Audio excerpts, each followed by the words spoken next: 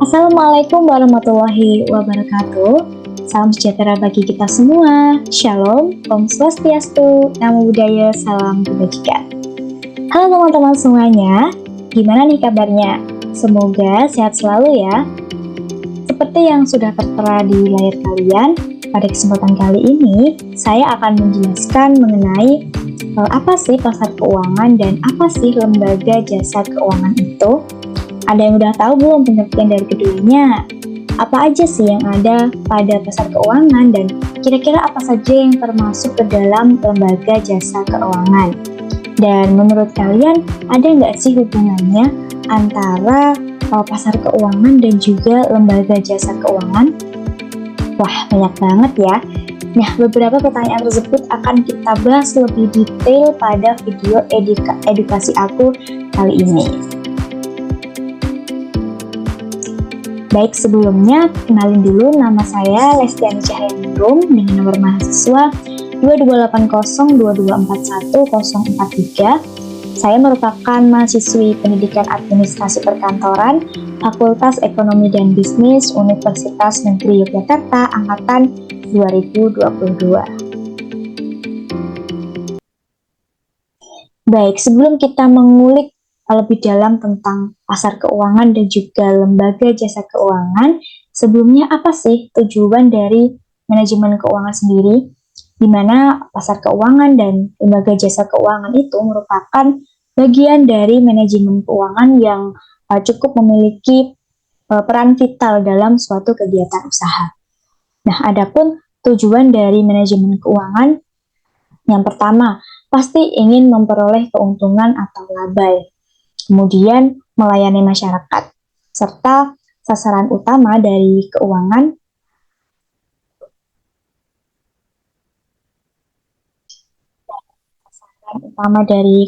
bagi perusahaan dalam jangka panjang yaitu memaksimalkan nilai pemilik. Nilai pemilik ini artinya akhirnya itu ditentukan dalam pasar keuangan. Sehingga para manajer keuangan di perusahaan itu kiranya wajib untuk memahami cara kerja dari pasar keuangan dan juga bagaimana sih lembaga jasa keuangan itu beroperasi dalam pasar tersebut. Nah, poin ketiga ini yang menjadi salah satu hal yang mendasari para pelaku usaha kiranya untuk perlu memahami bagaimana sih pasar keuangan dan juga lembaga jasa keuangan. Nah, gambar ini memberikan gambaran bagaimana peran dari pasar keuangan.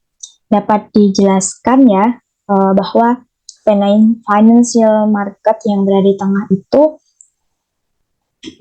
menarik dari sisi kanan dan juga sisi kiri, yaitu bisa disebut dengan bringing investor and borrowers together, yaitu atau bisa disebut juga dengan menarik investor dan juga menarik peminjam atau borrowers. Dan juga bisa dijelaskan financial market itu mengumpulkan orang yang kelebihan dana dan juga orang yang kekurangan dana. Nah, orang yang kelebihan dana itu akan menabung atau menginvestasikan uangnya di pasar keuangan. Misal contohnya, saya nih memiliki penghasilan setahun sebesar 1,2 miliar misalnya. Sedangkan besar pengeluaran saya itu hanya 480 juta. Nah, oleh karenanya saya ingin menyimpan sisa uang saya yang tidak terpakai ini dalam bentuk misalnya deposito dan kelak akan saya gunakan untuk biaya pendidikan anak-anak saya di masa depan.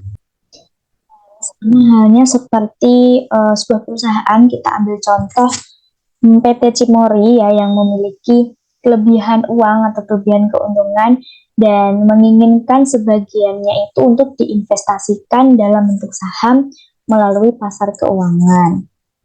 Nah, di sisi lain dalam pasar keuangan itu juga terdiri dari para pelaku usaha, perusahaan atau lembaga yang membutuhkan dana demi kepentingan kegiatannya. Nah, ini misalnya dapat meminjam dana di pasar keuangan. Individu dan perusahaan yang ingin meminjam uang dipertemukan dengan mereka yang memiliki kelebihan dana dalam pasar keuangan. Mungkin bisa diambil contoh seperti PT Adidas ya, yang memprediksi lonjakan permintaan sepatu sekolah setelah anak sekolah kembali belajar secara tatap muka.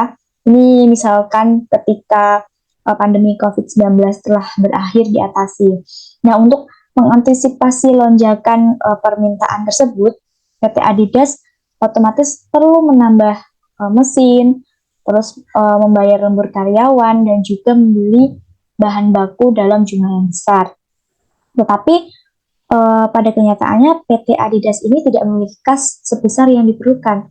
Nah, apa nih yang perlu dilakukan oleh PT Adidas gitu ya?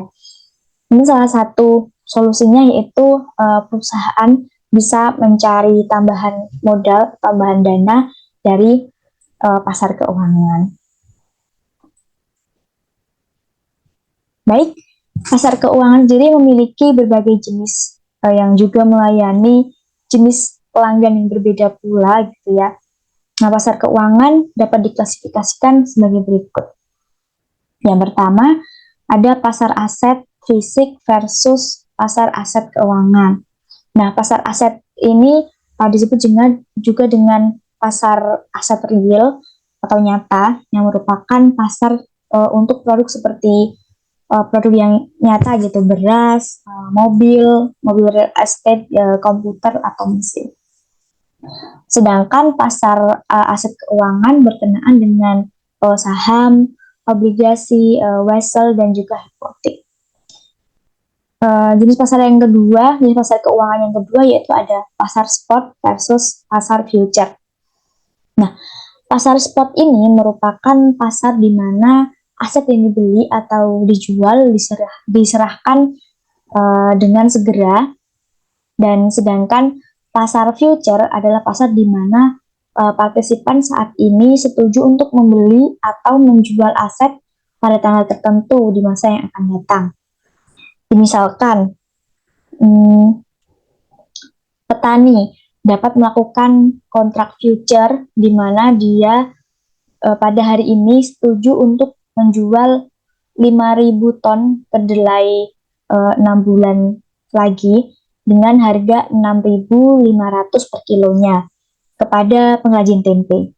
Nah, harga 6.500 yang telah disepakati selama 6 bulan tersebut tidak akan berubah bahkan jika ada kenaikan atau anjloknya harga kedelai pada 6 bulan ke depan. Nah, transaksi tersebut itu dapat mengurangi risiko pergerakan harga kedelai yang berpotensi merugikan petani maupun mungkin merugikan pengrajin tempe. Nah, untuk jenis pasar keuangan yang ketiga ada pasar uang versus pasar modal. Nah, pasar uang sendiri merupakan pasar untuk sekuritas yang jangka pendek, biasanya kurang dari 1 tahun,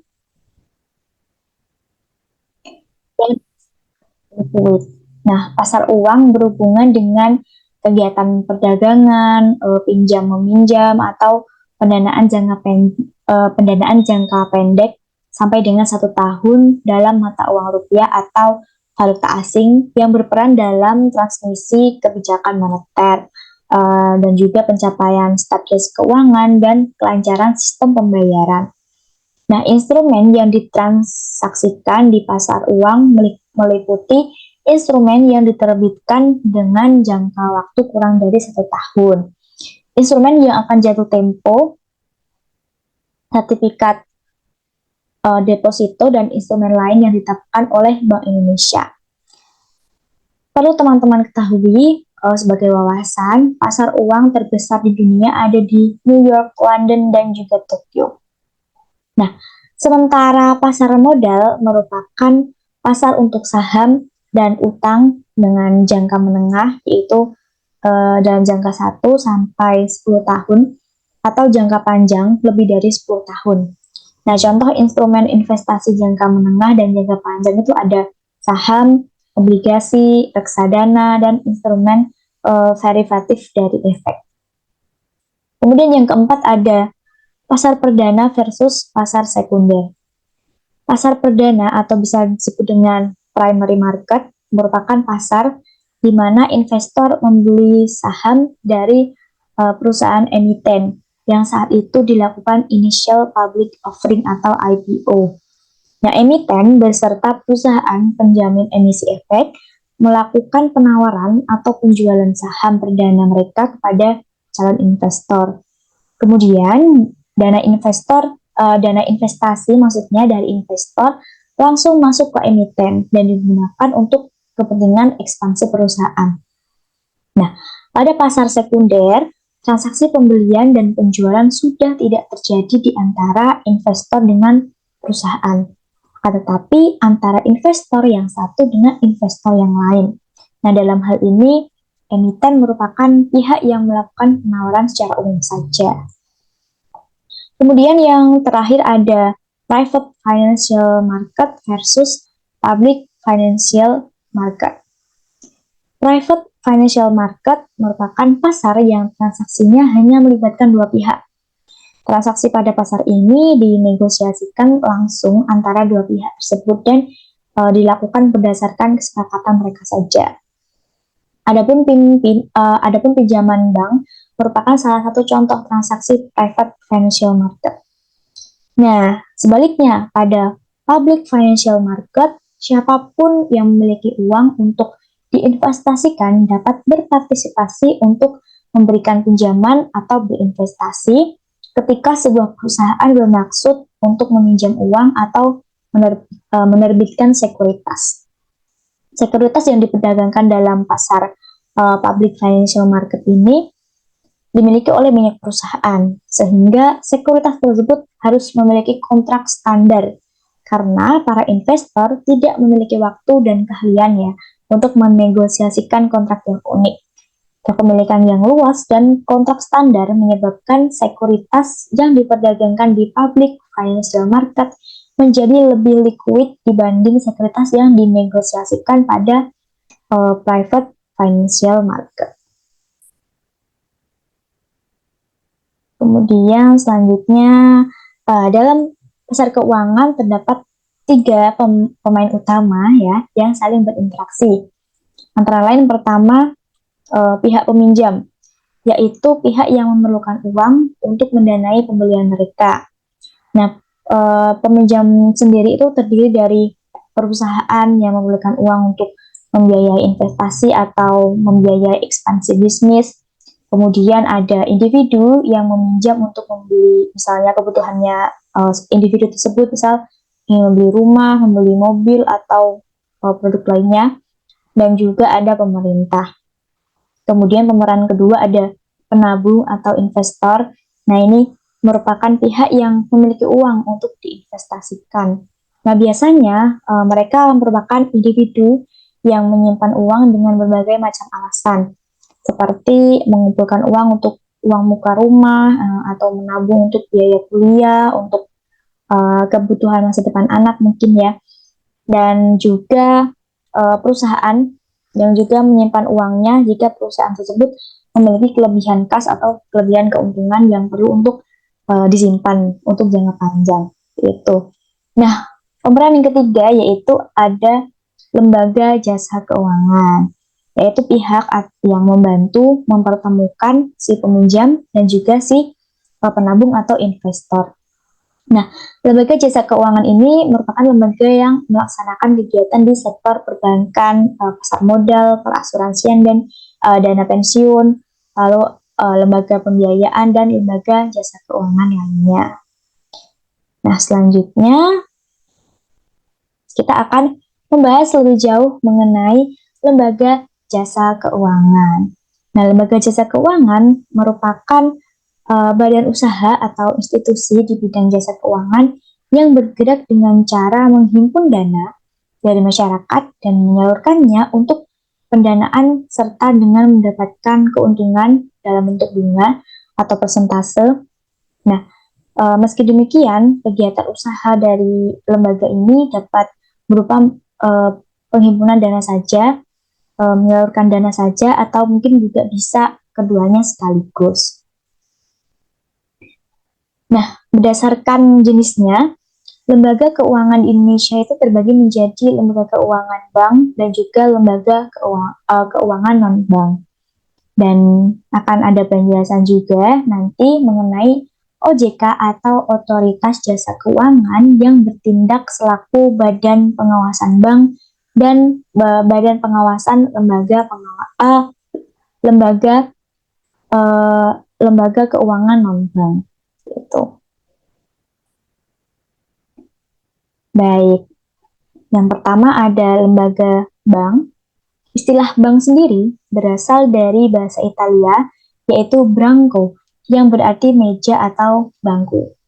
Dalam kehidupan sehari-hari, bank dikenal sebagai lembaga keuangan yang kegiatan utamanya yaitu menerima simpanan dana dari masyarakat, baik dalam bentuk tabungan, deposito, maupun giro.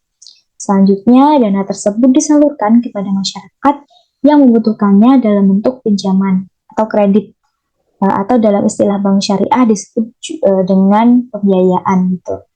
Nah, bank sendiri memiliki peran yang sangat penting dalam perekonomian, yaitu sebagai salah satu roda penggerak dalam menunjang pembangunan ekonomi nasional.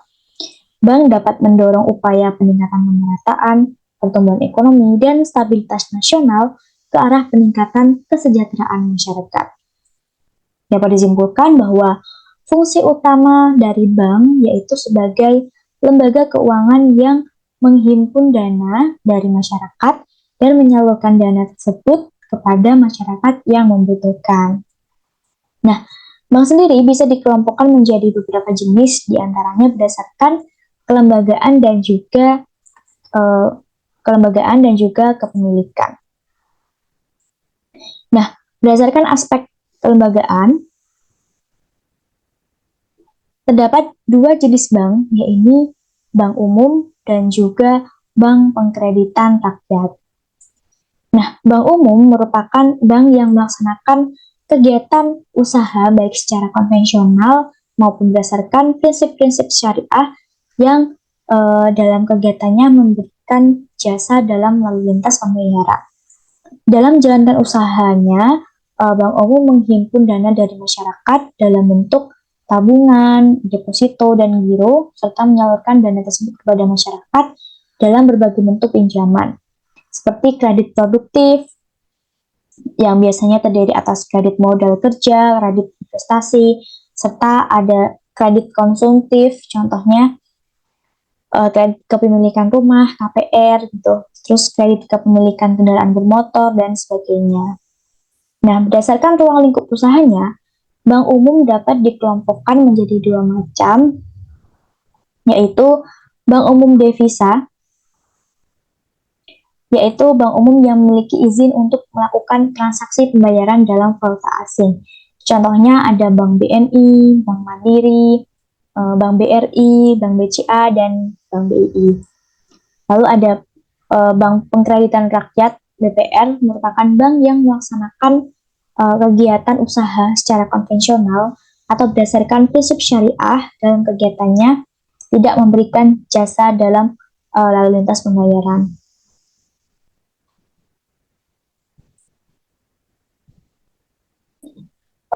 Dan ada Bank Pengkreditan Rakyat atau disebut juga dengan BPR yang menghimpun dana dalam bentuk tabungan dan deposito serta menyalurkannya dalam bentuk pinjaman atau kredit.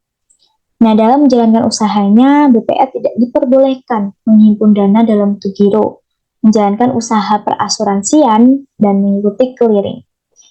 Khusus untuk melakukan transaksi valuta asing, tidak semua BPR bisa melakukannya, kecuali BPR yang sudah memiliki izin usaha money changer dari Bank Indonesia. Contoh BPR yang diantaranya ada BPR Karya Jatmika Sedaya, ada BPR Eka Bumi Arta, dan juga ada BPR Sri Arta Lestari. Kemudian berdasarkan aspek kepemilikan, yang ini, bank dapat dibedakan menjadi 5 macam, yaitu ada, yang pertama ada bank persero. Bank persero sendiri yaitu bank yang sahamnya atau modal seluruh atau sebagiannya dimiliki oleh pemerintah Indonesia. Contohnya seperti Bank Mandiri, Bank BRI, BNI, dan juga Bank BTN. Kemudian ada Bank Swasta Nasional. Bank swasta nasional yaitu bank yang saham atau modal secara keseluruhan atau sebagian besar dimiliki oleh swasta nasional. Contohnya Bank Mega dan Bank Bukopin. Kemudian ada Bank Pembangunan Daerah yang merupakan bank yang saham modalnya secara keseluruhan atau sebagian besar dimiliki oleh pemerintah daerah. Contohnya bank daerah gitu ya, di Bank Jatim, Bank Jabar Banten, Bank DKI, Bank Aceh, Bank Sumut, dan bank daerah yang lainnya.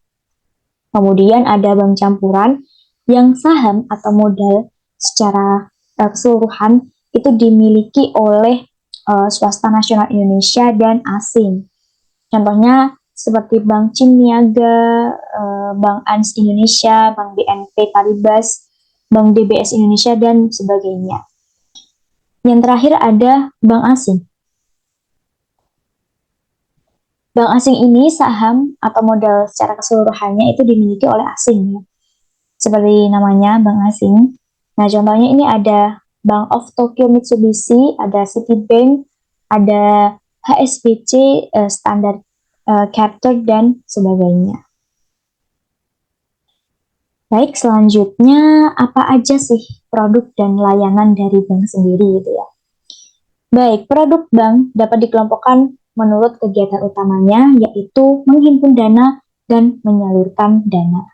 Yang pertama ada produk simpanan yang merupakan dana yang dipercayakan oleh masyarakat kepada bank berdasarkan perjanjian penyimpanan dana dalam bentuk giro, deposito, sertifikat deposito, tabungan, atau bentuk lainnya yang dipersamakan dengan itu. Nah, dalam simpanan ini, yang pertama ada tabungan. Nah, tabungan merupakan simpanan yang penarikannya hanya dapat dilakukan menurut syarat tertentu yang disepakati, tetapi tidak dapat ditarik dengan cek, biliat, giro, atau alat lainnya yang dipersamakan dengan itu. Nah, pada umumnya, bank akan memberikan buku tabungan yang berisi informasi seluruh transaksi yang akan dilakukan dan juga diberikan kartu ATM yang lengkap dengan nomor pribadi atau disebut dengan PIN, Personal Identification Number. Baik, kemudian ada deposito dalam atau dikenal adanya istilah deposito berjangka dan sertifikat deposito. Deposito berjangka merupakan simpanan yang pencairannya dilakukan berdasarkan jangka waktu tertentu. Umumnya mempunyai jangka waktu mulai dari 1, 2, 3, 6, dan 12 sampai dengan 24 bulan. Nah, deposito berjangka diterbitkan dengan mencantumkan nama pemilik deposito, baik perorangan atau lembaga. Kepada setiap deposan diberikan bunga yang besarnya dan waktu pembayarannya sesuai dengan yang berlaku di masing-masing bank. Pembayaran bunga deposito dapat dilakukan setiap bulan atau setiap jatuh tempo sesuai jangka waktunya. Pembayaran bunga dapat dilakukan secara tunai maupun secara non-tunai. Nah, kepada setiap deposan dengan nilai deposito tertentu dikenakan pajak penghasilan dari bunga yang diterima, dan jika dilakukan pencairan sebelum jatuh tempo, maka umumnya dikenakan denda. Kemudian ada sertifikat deposito, merupakan simpanan dalam bentuk deposito yang bersertifikat bukti penyimpanannya dapat dipindah tangankan dengan jangka waktu 1, 3, 6, dan 12 bulan. Sertifikat deposito ini diterbitkan atas unjuk dalam bentuk sertifikat tanpa mencantumkan nama pemilik deposito. Sertifikat deposito dapat diperjualbelikan kepada pihak lain. Nah, pembayaran bunga sertifikat deposito dapat dilakukan di muka setiap bulan atau pada saat jatuh tempo, baik tunai ataupun melalui non-tunai. Simpanan yang terakhir ada giro atau rekening giro. Nah, ini dapat diartikan sebagai salah satu produk perbankan berupa simpanan dari nasabah, perseorangan maupun badan usaha dalam rupiah maupun mata uang asing yang penarikannya dapat dilakukan kapan saja selama jam kerja dengan menggunakan warkat cek dan biaya giro. Di sisi lain, dalam rangka menyalurkan dana kepada masyarakat, bank memiliki produk kredit. Nah, kredit adalah penyediaan uang atau tagihan yang dapat dipersamakan dengan itu. Berdasarkan persetujuan atau kesepakatan pinjam-meminjam antara bank dengan pihak lain yang mewajibkan pihak peminjam untuk melunasi hutangnya setelah jangka waktu tertentu dengan pemberian bunga. Beberapa bentuk kredit bank diantaranya kredit investasi, kredit modal kerja, kredit konsumtif, kredit usaha rakyat atau KUR. Nah, selain dalam bentuk simpanan dan penyaluran dana bank, bank juga memiliki beberapa produk lain seperti transfer dana dan sebagainya. Nah, dimulai dari transfer dana, sudah tidak asing lagi ya produk dari bank yang satu ini pastinya, di mana ini merupakan jasa yang diberikan bank untuk mengirimkan sejumlah uang kepada penerima, baik dalam mata uang rupiah maupun mata uang asing. Pengiriman uang dapat dilakukan dari satu bank ke bank lainnya, atau pada bank yang sama, baik dalam satu kota atau kota yang berlainan, bahkan sampai ke luar negeri.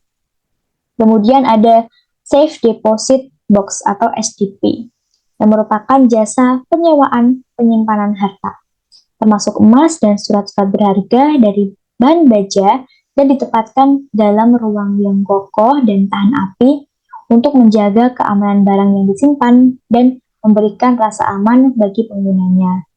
Nah, biasanya barang yang disimpan dalam SDP merupakan barang yang bernilai tinggi dan pemiliknya merasa tidak aman untuk menyimpannya di rumah. Nah, pada umumnya, biaya penyimpanan barang yang disimpan di SDP bank relatif lebih murah. Kemudian ada produk bank garansi yang merupakan jaminan pembayaran yang diberikan kepada pihak penerima jaminan apabila pihak yang dijamin tidak memenuhi kewajiban. Kemudian ada kartu debit atau kartu ATM.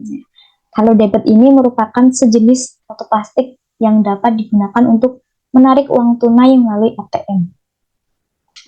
Produk selanjutnya ada clearing, yang merupakan penyelesaian utang piutang antar bank. Nah, clearing ini dapat diartikan sebagai suatu cara penyelesaian utang piutang antara bank-bank peserta clearing dalam bentuk warkat atau surat-surat berharga di suatu tempat tertentu. Warkat clearing antara lain ada cek, biliar giro, nota debit, dan nota kredit. Warkat harus dinyatakan dalam mata uang rupiah, bernilai nominal penuh dan telah jatuh tempo.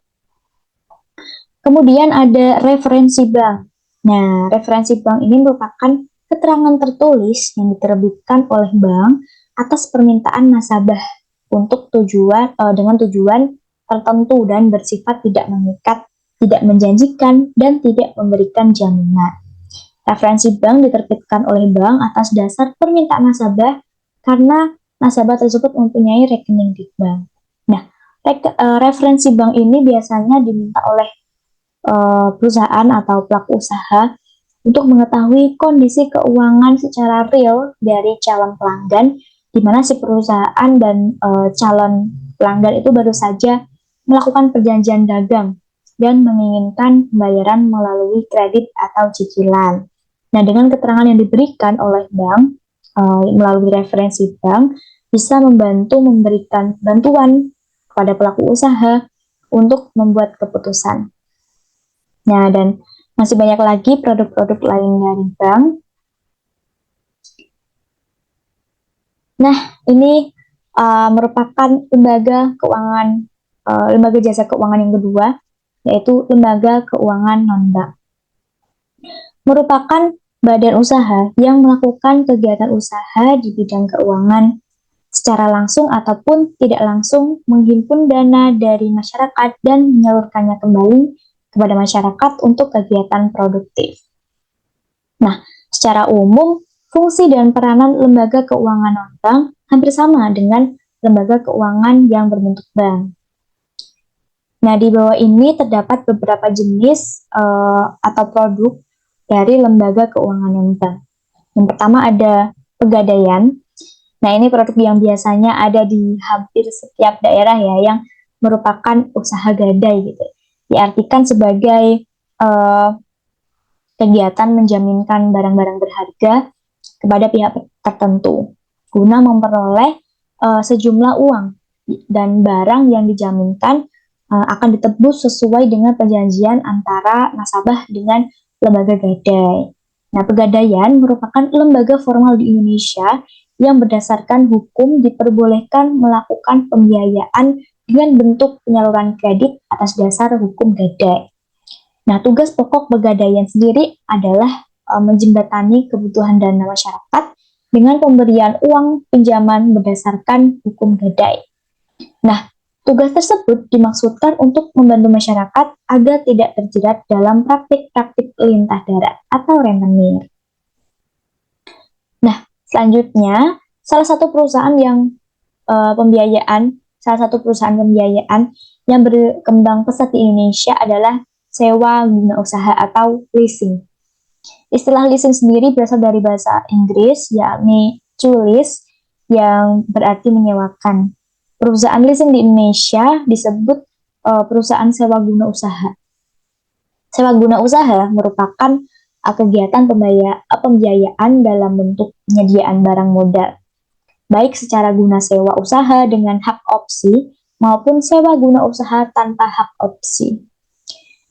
Kemudian ada dana pensiun, yang merupakan badan hukum yang mengelola dan menjalankan program yang menjanjikan manfaat pensiun. Kemudian ada program dana pensiun yang mengupayakan suatu manfaat pensiun dengan cara sebagai berikut, seperti membayar iuran pensiun setiap bulan, lalu dikembangkan atau diinvestasikan, dan akhirnya akan membentuk saldo atau manfaat pensiun. Selanjutnya ada perusahaan modal ventura. Secara bahasa, modal ventura atau ventura capital adalah modal yang ditanamkan pada usaha yang mengandung risiko. Adapun definisi perusahaan modal ventura menurut Keputusan Presiden nomor 61 tahun 88 adalah bisnis pembiayaan dalam bentuk penyertaan modal ke dalam suatu perusahaan yang menerima bantuan pembiayaan untuk jangka waktu tertentu dengan tujuan membantu mengembangkan usaha kecil dan menengah dengan cara menyediakan dana dan sumber daya manusia serta membantu dalam pemasaran. Perusahaan yang memperoleh pembiayaan modal ventura disebut dengan perusahaan pasangan usaha atau PPU. Produk selanjutnya yaitu ada perusahaan asuransi. Asuransi sendiri merupakan perjanjian antara dua pihak atau lebih, di mana pihak penanggung mengikatkan diri kepada tertanggung dengan menerima premi asuransi untuk memberikan penggantian kepada tertanggung karena kerugian, kerusakan, atau kehilangan keuntungan yang diharapkan, atau tanggung jawab hukum kepada pihak ketiga yang mungkin akan diderita tertanggung, yang timbul dari suatu peristiwa atas meninggal atau hidupnya seorang yang dipertanggungkan. Seseorang yang memanfaatkan produk asuransi biasanya memegang polis asuransi. Polis asuransi merupakan kontrak perjanjian yang sah antara penanggung, dalam hal ini perusahaan asuransi, dengan pihak tertanggung. Pihak penanggung bersedia menanggung sejumlah kerugian yang mungkin timbul di masa yang akan datang dengan imbalan pembayaran premi tertentu dari petanggung.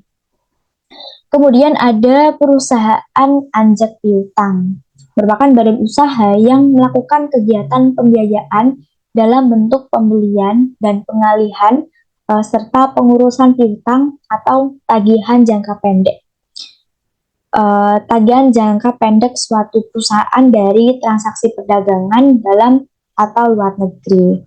Secara umum, jasa-jasa anjak piutang dapat dibedakan menjadi dua jenis, yaitu jasa pembiayaan dan juga jasa non-pembiayaan.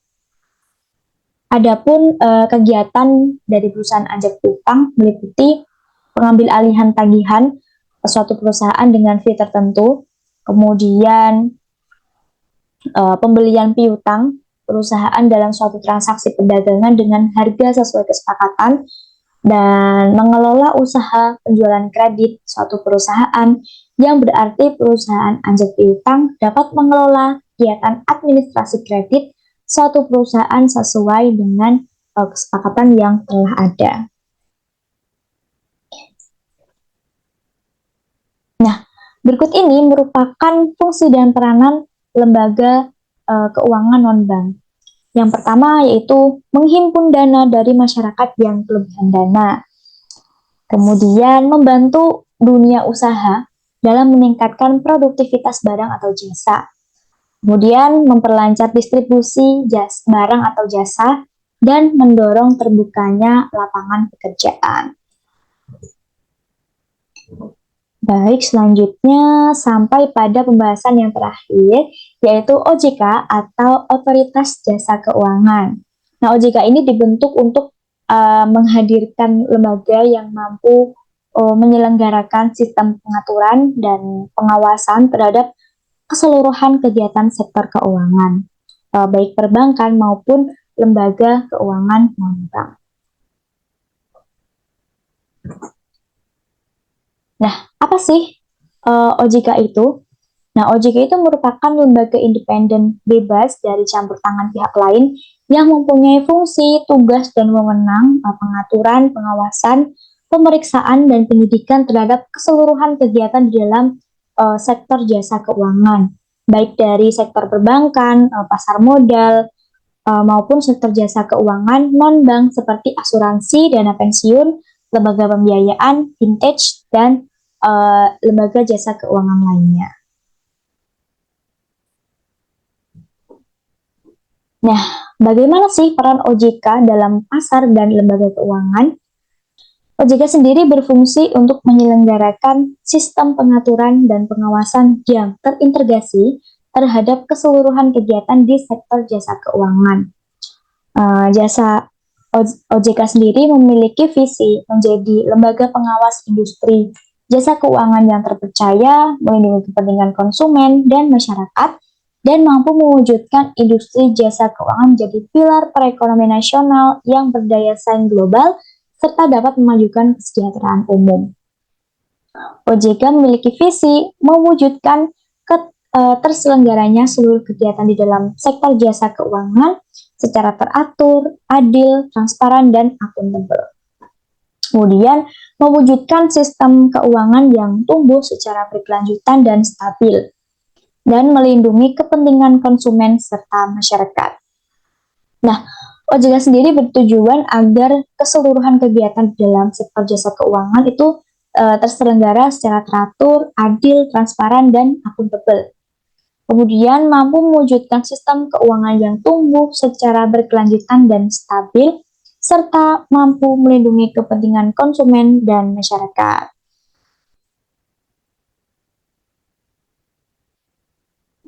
Nah, teman-teman dapat disimpulkan bahwa pasar keuangan dan lembaga jasa keuangan jelas memiliki hubungan, di mana lembaga jasa keuangan merupakan salah satu pemeran atau pemain dalam pasar keuangan sendiri.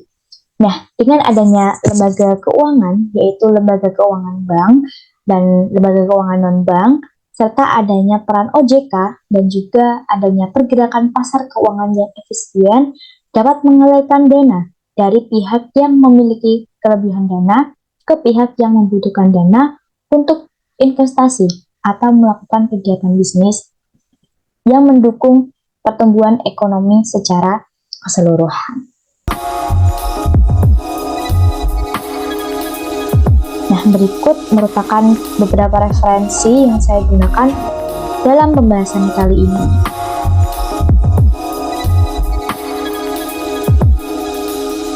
Baik, sekian yang dapat saya sampaikan. Terima kasih telah menonton video pembelajaran ini sampai habis. Sampai jumpa di lain kesempatan dan wassalamualaikum warahmatullahi wabarakatuh. Santi, Santi, Santi, Santi Om. Namo Buddhaya, salam kebajikan.